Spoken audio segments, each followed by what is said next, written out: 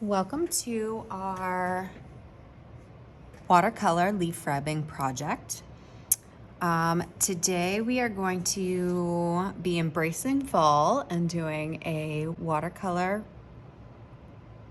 leaf rubbing on top of a kind of different technique for a watercolor background. So hang tight, let's get through all these steps. But first, let's talk about what we need. So the first thing that you're going to need today is 8.5 by 11 paper, any size paper that you want. I'm just using printer paper. You will either need leaf texture plates or go outside and collect some leaves. It's a perfect time of the year to do it. You will also need some, what I like to call nudie patootie crayons in dark shades. Today we will be using black. You are going to need washable markers, a spray bottle, and aluminum foil. But before we get to the aluminum foil part, which is probably the most exciting part, we are going to do a leaf rubbing. We're going to be using these texture plates. Now remember, when we use these texture plates, one side has the veins up and the other side has the veins down. We want the veins up. Okay. Texture is how something looks like it would feel if you touched it, or in this case, we actually are going to touch it. So I'm trying to tell if you can see where that texture plate is. It's right in here. The very first thing that we're going to do before we even do a rubbing is get a dark, or in our case, a black crayon that has had its paper removed. And some of these look as though they might be black, but they aren't. So for example, this one right here is really purple. I don't want that. This one looks like it could be black, but it's really blue. So the first thing that we're going to do is find a black, and we are going to put our name and class code on the back. So 1 and whatever your class code is, and flip that over.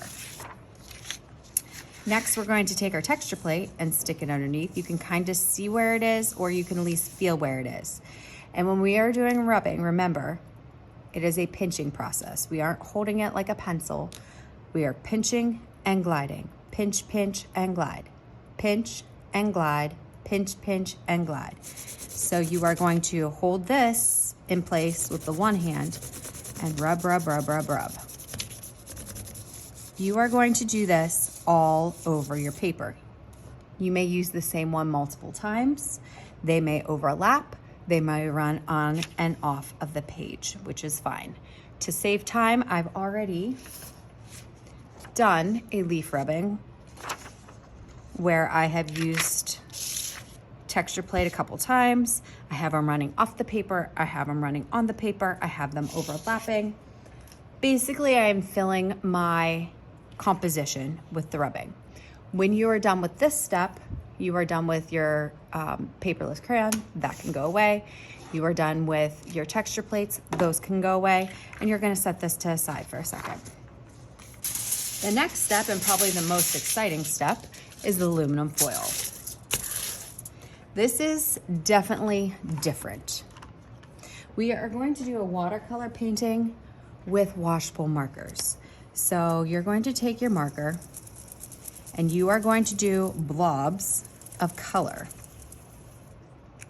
You can pick whatever colors you like.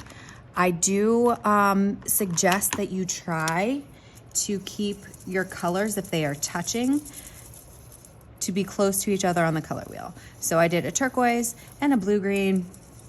Basically, I'm not trying to make brown if I don't want brown. I'm gonna do a lime green here. And I'm using the side of my marker so that I get a lot of pigment very quickly on the page. My yellow.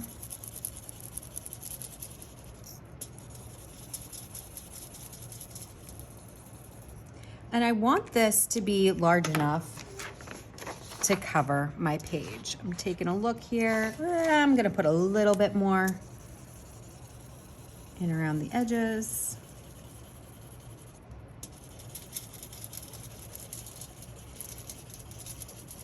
This is not anything that you're taking a ton of time to do. You're basically putting color down on your paper.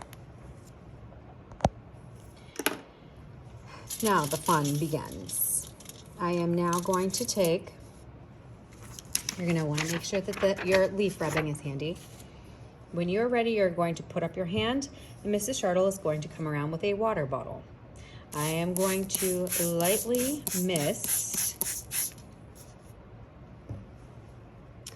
our aluminum foil, and then we are going to take our rubbing and put it face down onto the aluminum foil and make sure that I'm rubbing all the areas that you can kind of see if the pigment is transferring. Make sure I'm rubbing it, because what this paper is doing is absorbing that ink. Peel it up.